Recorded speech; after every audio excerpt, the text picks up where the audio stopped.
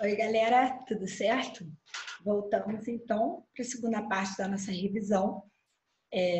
Vocês devem estar reparando que são revisões curtinhas, porque a ideia é mesmo trazer só conceitos importantes que vocês já receberam anteriormente nas outras aulas e também para não ficar muito cansativo para vocês, beleza? Então, vamos lá. Nessa primeira questão, a gente vai falar sobre lei de terras, que eu acho que vocês já devem ter dado em história. Em geografia, vocês já viram durante o processo de industrialização e agora em espaço rural vocês estão tratando disso novamente. Então, lei de terras é um assunto abordado em vários temas, em várias disciplinas e, por esse motivo, tem uma relevância bem considerável nas provas de vestibular, tá? Vamos lá. Com a Lei de Terras de 1850, o acesso à terra só passou a ser possível por meio da compra com pagamento em dinheiro. Isso limitava ou mesmo praticamente impedia o acesso à terra para os trabalhadores escravos que conquistavam a liberdade. E para a população pobre de uma maneira geral, tipo os imigrantes europeus que chegavam aqui e não teriam condição de ter acesso à sua própria terra e necessariamente precisariam trabalhar para outros produtores, porque a partir de então, a partir de 1850, a terra ela passa a ser capitalizada no Brasil. A gente pode fazer uma analogia dessa lei de terras no Brasil ao cercamento dos campos que ocorreu na Inglaterra no século XVI. O que foram aquelas leis de cercamentos? Foram leis que propuseram a privatização das terras. Ou seja, a partir de então, só é possível ter acesso à terra quem pode pagar por ela. Então, a terra ela se torna uma propriedade privada. E aqui no Brasil, como vocês podem ver, isso passa a valer a partir do século XIX.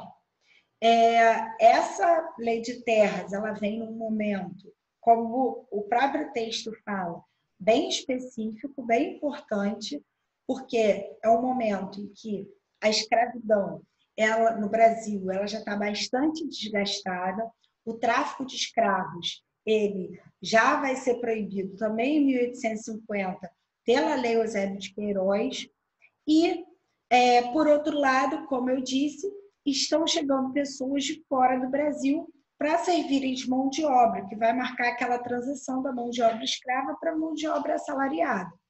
E assim, a privatização da terra, ela vai ser um outro fator que vai influenciar no processo de concentração fundiária brasileira. Gente, questão de espaço rural em vestibular. Se você tem dúvida e existe a alternativa de concentração fundiária, a probabilidade dessa ser a resposta é muito grande. Por quê? Como vocês sabem, o Brasil já nasce com uma estrutura concentrada. Estou falando Brasil nasce no sentido de Brasil colônia, ok? Quando ele passa a ser colonizado por Portugal. Efetivamente, a partir de 1530. E aí a gente percebe que as capitanias hereditárias, as seis-marias, elas dividem o Brasil em grandes lotes de terra. Posteriormente, a gente percebe que a plantation ela vai ser implantada no Brasil durante séculos, durante um período bastante extenso.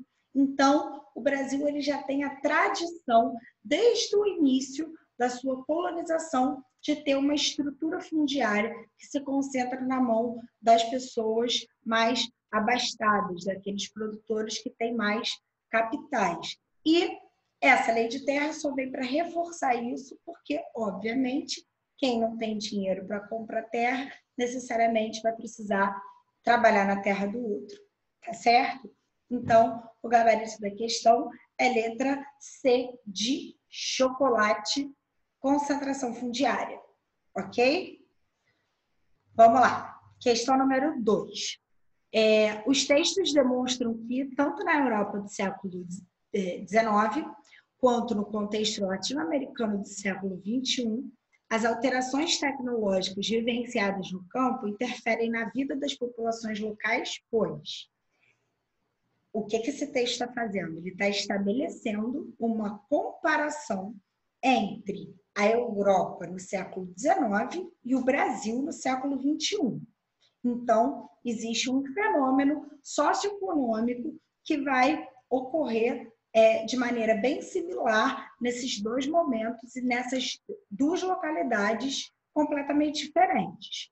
O texto 1 vai falar sobre, ao se emanciparem da tutela senhorial, muitos camponeses foram desligados legalmente da antiga terra. Deveriam pagar para adquirir propriedade ou arrendamento.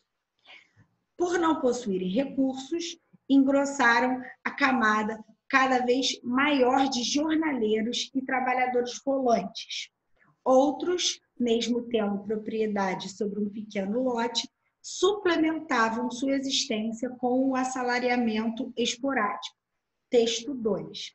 Com a globalização da economia, ampliou-se a hegemonia do modelo de desenvolvimento agropecuário, com seus padrões tecnológicos, caracterizando o agronegócio, que é aquele que é movimentado pelo modelo intensivo, altamente capitalizado e altamente produtivo. Que, como a gente sabe, grande parte dos agricultores não conseguem se inserir porque ele demanda um volume de dinheiro muito grande. Essa nova face da agricultura capitalista também mudou a forma de controle e exploração da terra. Ampliou-se, assim, a ocupação de áreas agricultáveis e as fronteiras agrícolas se estenderam. Ou seja, a modernização da terra permitiu, como eu disse no tempo passado, a exploração de solos que antes não eram possíveis de ser explorados, porque eram considerados inférteis, e trouxe todo um aparato tecnológico que modernizou, aumentou a produtividade da agricultura e trouxe a tecnologia para o campo. Só que a partir do momento que isso ocorre, a gente percebe que quem anteriormente estava lá, quem estava plantando no modelo extensivo, no modelo mais tradicional, muitas vezes baseado na gestão familiar, acaba sendo excluído do processo, porque, via de regra, essas pessoas elas não têm capital para poder investir e se apropriar de toda essa tecnologia voltada para a produção agropecuária. Então, por esse motivo, a gente percebe que tanto a Europa, do século XIX, assim como os países latino-americanos, como, por exemplo, o Brasil no século XXI, a partir dessa modernização da agricultura, eles acabam desorganizando o modo tradicional de vida, certo? E, consequentemente, se parte da mão de obra deixa de ser absorvida por conta da mecanização, por exemplo, ou então um pequeno produtor ele é fagocitado por um produtor grande a partir do momento que ele vende sua terra porque ele não consegue ser competitivo ou porque ele não consegue comprar determinadas técnicas agrícolas que tornem aquela terra produtiva, ele vai fazer o êxodo rural, que é a migração do campo para a cidade, buscando novas oportunidades de vida no espaço urbano. No caso dos grandes centros urbanos dos países latino-americanos, a gente vai perceber um inchaço deles, um amplo crescimento, o que vai gerar, inclusive, problemas associados a isso pela falta de infraestrutura para receber todas essas pessoas. Então, pessoal, é isso. Essas pessoas que não conseguem se inserir nessa modernização, elas ficam marginalizadas. Acho que vocês devem recordar de um conceito que nós já falamos anteriormente, que é o conceito de modernização conservadora.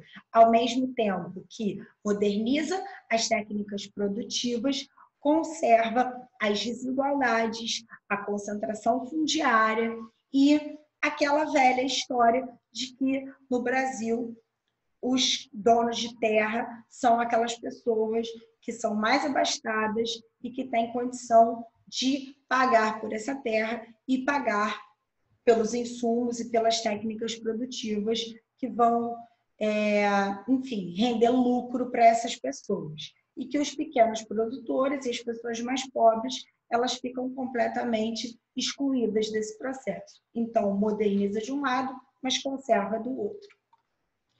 Por fim, a terceira questão é molinha, só para a gente dar uma revisada no que eu disse anteriormente, porque é uma questão que cai sempre.